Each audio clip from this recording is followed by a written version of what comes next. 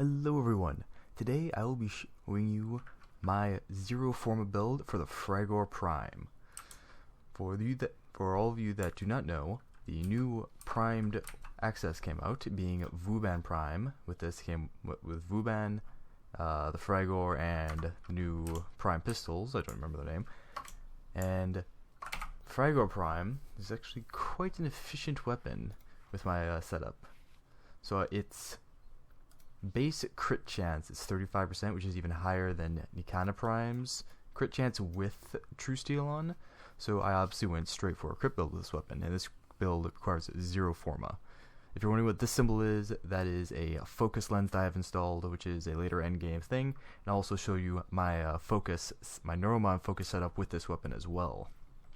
So with this weapon, I've added Organ Shatter, Berserker, Heavy Trauma. It's not maxed out right now because I have it on one of my other weapons as well, and it can not be maxed out for that. I will be maxing out though.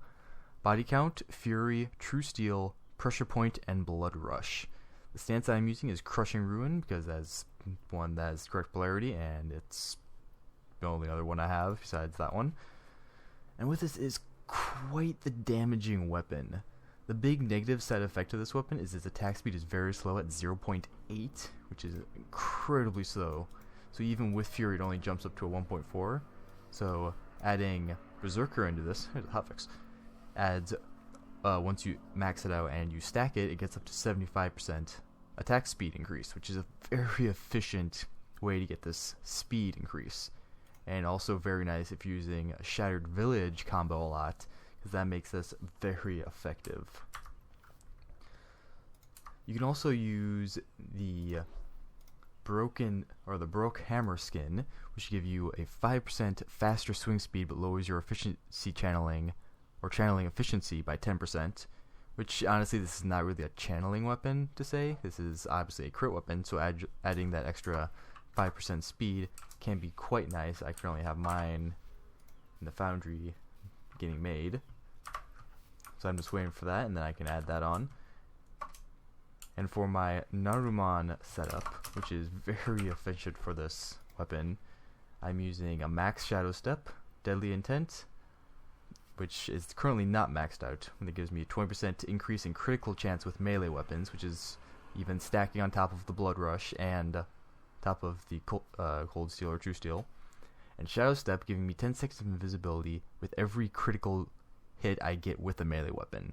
So essentially, I have done endless survivals on multiple occasions with my Nikana Prime, which is essentially the same build, but does not have as high of a crit chance or hitting damage. Like this, I've gotten some very impressive hits with this weapon.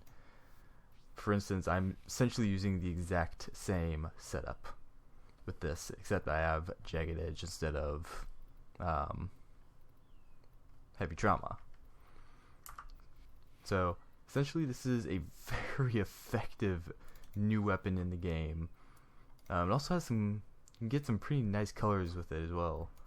If you copy your Warframe color, for instance with my Rhino here, there's also a very useful weapon to have with Rhino or Rhino Prime, because you can if you have a strength build with your Roar giving you a 2.28 damage multiplier. With my current setup, I have 257% power strength, giving you a massive damage boost and giving you even more damage via endless survivals or things of that sort.